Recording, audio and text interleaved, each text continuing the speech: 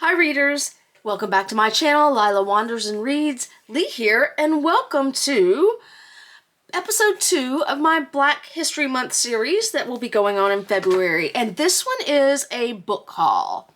It is a book haul despite the fact that I said that I was going to pull books from my library and not buy any new ones. If you've watched me before, you know how this goes. I'm lying to myself. Anyway, I am a little excited about this, except for the fact that I've learned this month that I don't like to tell myself what to do. This month and last month. Last month I had a TBR up there, and I picked a couple books from it and read, but then when it got time, like for the third book, I was like, I don't want to read this. Why do I have to read this? And so I found the same thing with Black History Month. I had picked out some books that I wanted to read, and same. I kept finding myself, why do I have to read that? I'm not in school. I'm just arguing with myself. But anyway, let's get to the book haul, because I am looking forward to reading some of these, and I'm just not going to put myself on I'm not going to make a list for myself. I'm going to go with what speaks to me at the time. Not really mood. Anywho, it's not why we're here. Smoke Kings by Jamal Mayfield. I almost picked this up next. In fact, I had bookmarks in it. But they compare him to S.A. Cosby. And a lot of people in the comments section of Goodreads said he's no S.A. Cosby. So, I don't know. We'll see. This is crime fiction, and it's been a long time, aside from S.A. Cosby, since I really read and enjoyed crime fiction. I read it a lot when I was growing up, but not so much anymore. Nate Evers, a young black political activist, struggles with rage as his people are still being killed in the streets 62 years after Emmett Till. When his little cousin is senselessly murdered by a white gang, Nate shuns the graffiti murals, candlelight vigils, and Twitter hashtags that have become commonplace after such killings.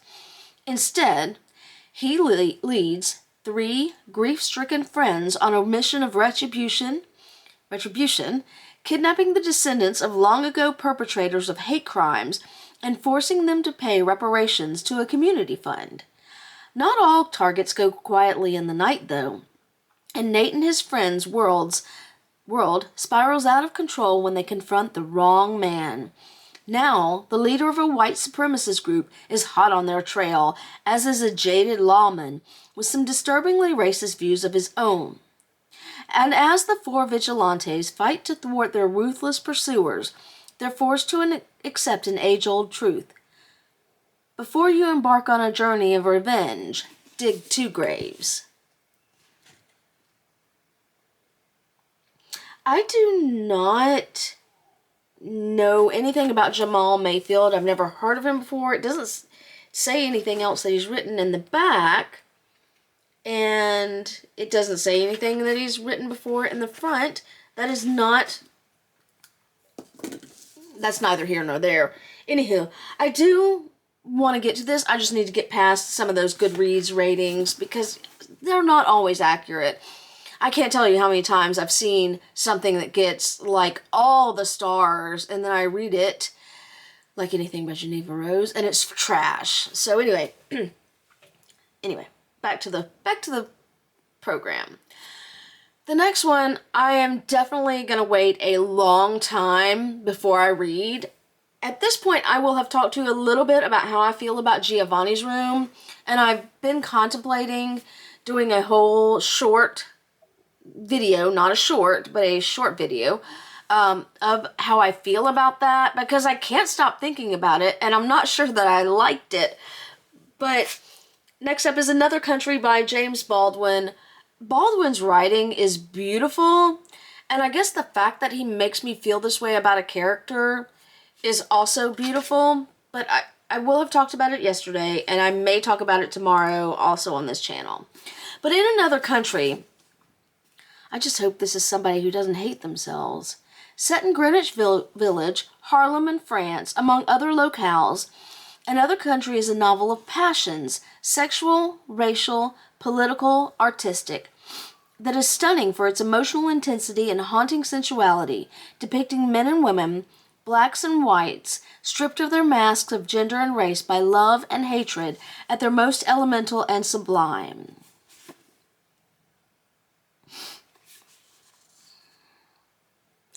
I need to find a better description of what this book is about before I get there, because I am still scarred a little bit by Giovanni's Room. So, but his writing is so good. It's so good. It feels both dated a little bit, but relatable and not dated, if that makes any sense. Anywho. 3 more books to talk about in my book haul. So I bought the Baldwin before I had finished Giovanni's Room. I don't regret it. I have other Baldwin and I want to get a collection, but I just am still recovering from Giovanni's Room. Next up is Americana by Chimamanda Ngozi Adichie.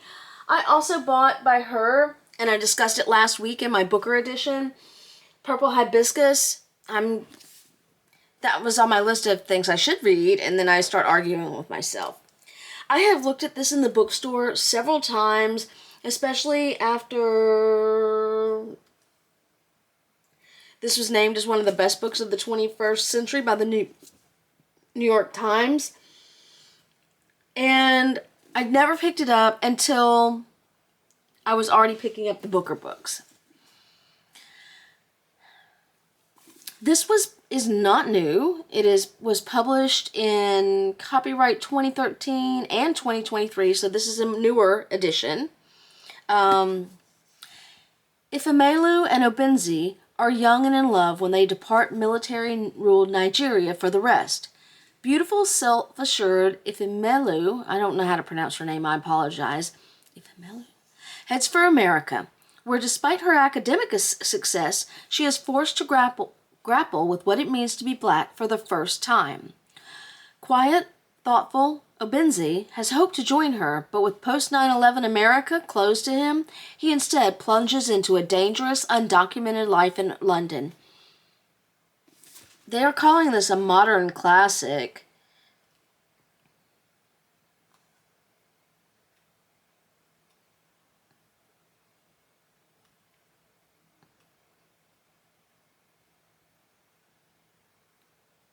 I might try to get to this soon. Anywho.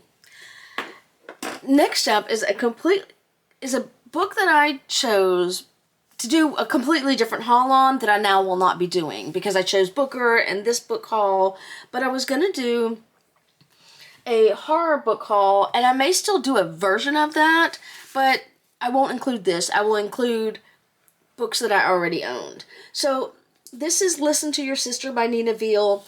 I have been having a little bit of a trouble with horror lately. There are a lot of things that are really, really popular that just don't work for me. And even Stephen King's writing has changed so much that it's not recognizable to me as horror the way I grew up with horror. Anywho, I continue to buy because hope never dies. 25-year-old Calla Williams is struggling since becoming guardian to her brother Jamie. Calla is overwhelmed and tired of being the one who makes sacrifices to keep their family together. Jamie, full of good-natured 16-year-old recklessness, is usually off fighting for what matters to him or getting into mischief, often at the same time. Dre, their brother, promised he would help raise Jamie, but now that the ink is dry on the paperwork, in classic middle child fashion, he's off doing his own thing. And through it all, the nightmare never stops haunting Calla, recurring images of her brother's dying that she is powerless to stop. When Jamie's actions at a protest spiral out of control, the siblings must go on the run, taking refuge in a remote cabin that looks like it belongs on a slasher movie poster rather than an Airbnb. The siblings now face a new threat where their lives and reality hang in the balance. Calla always warned her brothers about her nightmares. They really should have listened.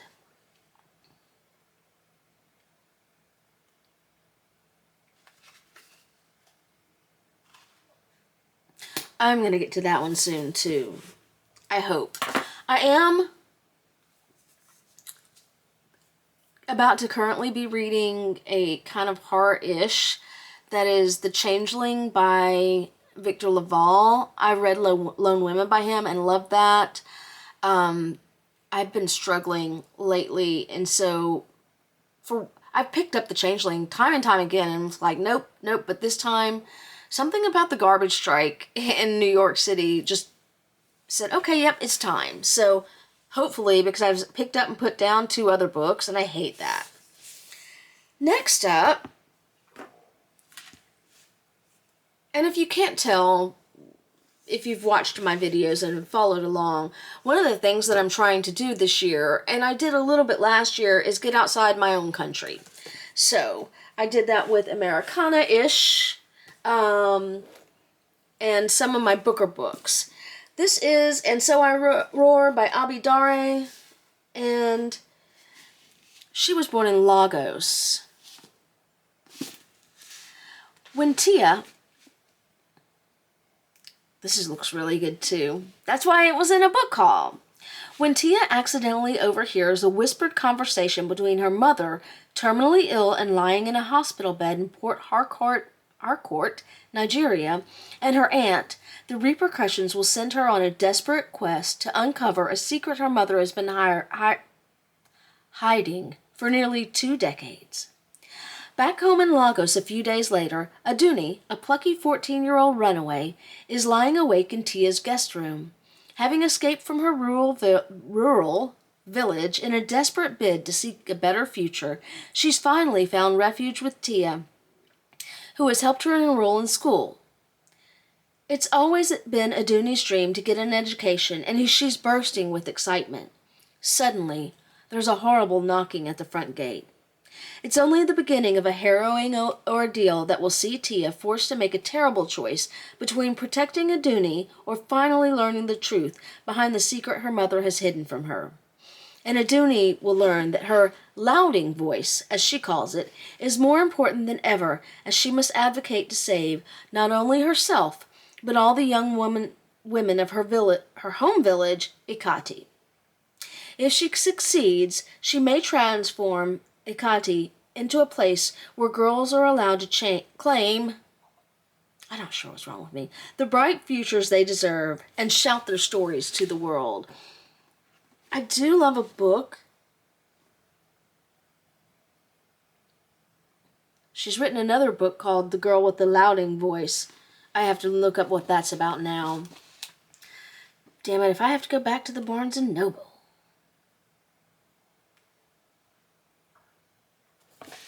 Whatever. Anyway, so that concludes my book haul. There are actually like 2, maybe 3 hauls. No, I think it was just 2 hauls. Anywho, I have been trying to feature this month. Every Tuesday this month, I'm going to feature